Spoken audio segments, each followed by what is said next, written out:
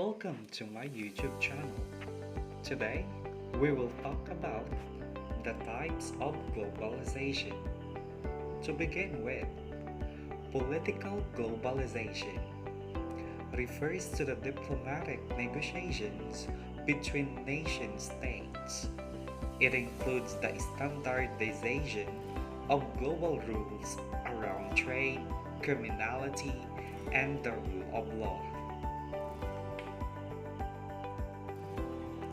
International bodies, including the United Nations, European Union, and World Trade Organization, are key multinational organizations designed to facilitate increasing political globalization. This includes growing free trade and multilateral agreement on investment. One of the biggest positives of political globalization is that it creates international rule of law. It helps prevent war, crimes, and policies bad actors on the international stage.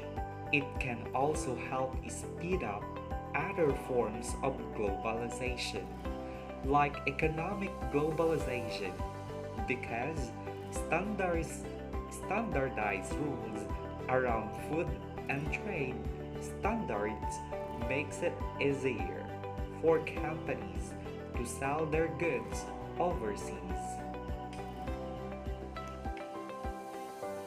Second is social globalization. Refers to the integration of our societies, not to be confused with cultural globalization. Sociological globalization refers to the idea that we now live in a shared society. There are many different cultures within a society, but a society is a group of people who all live together. And now, more than ever, it feels as if we all live in one society instead of a group of different societies. So, it appears we are now all a common society who need to learn to get along despite our different cultures and beliefs, because what we do affects people all around the world.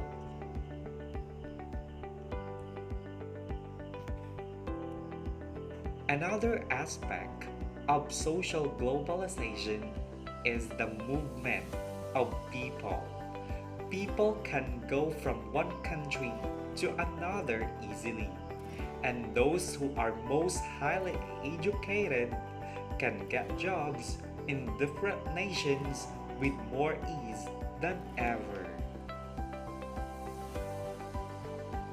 Third, economic globalization refers to the ways corporations do business as multinational organizations nowadays, whereas once McDonald's only existed in the USA and HSBC only existed in the UK, now these companies are all over the world in a globalized economy. You will also notice the movement of manufacturing industries to developing nations to make the most of low wage and lowers the price of goods. This can help developing nations increase overall employment but can be considered exploitation of nations with poor working conditions. It also takes good paying jobs away from developed nations. Fourth, technological globalization refers to the spread of technology around the world. Examples of these include the spread of the internet, solar panel technology, and medical technologies, which can all help improve the lives of people around the world. The spread of technologies can be interpreted as the rising tide lifts all boats argument. Globalization means we can make the most of the best technologies from all around the world to make everyone's lives better and improve everyone's economies. Fifth, financial globalization refers to the integration of financial markets of all countries of the world into one. This is only possible provided uniformity can be brought in the terms and conditions across the globe for raising international loans. The benefit of financial globalization is that it's easy and cheap to get investments for new business ventures. You can find a Chinese, French, or Canadian investor to wire you some money to start your own business instead of just relying on local investors.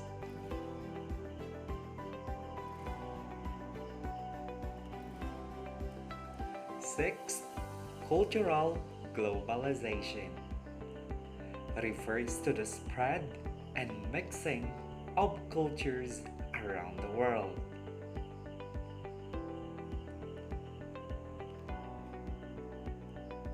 The globalization of food is one of the most obvious examples of cultural globalization.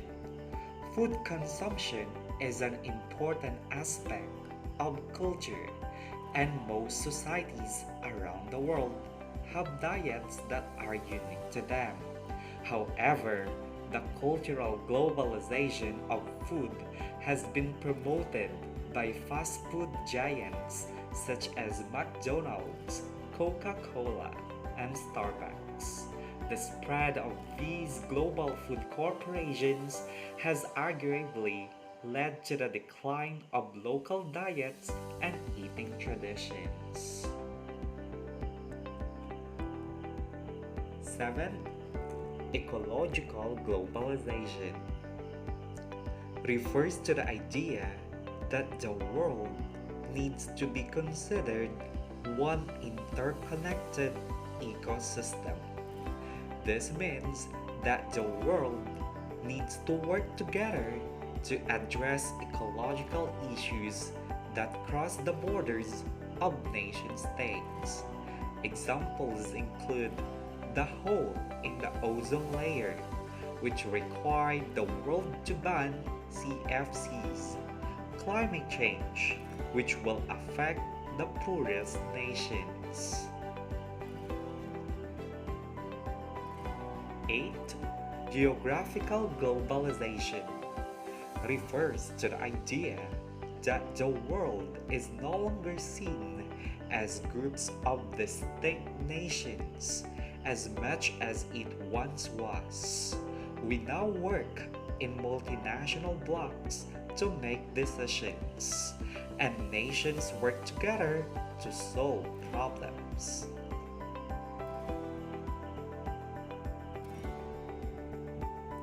It also refers to the fact that we're now able to travel between nations with increasing ease. You can go from the United States to Europe within a day, for example. Furthermore, people can identify as belonging to multiple geographic regions, especially if they hold multiple passports. Heritage and familial ownerships of territory is getting weaker and weaker.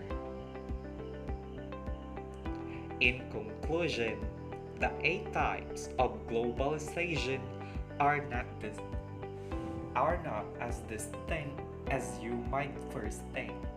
One type of globalization may have similar characteristics of another, and they may influence one another. You could think of these types as a Venn diagram where features overlap rather than distinct silos. Getting your head around this can prevent a lot of confusion around which aspect of globalization fits within which definition. It may fit within multiple.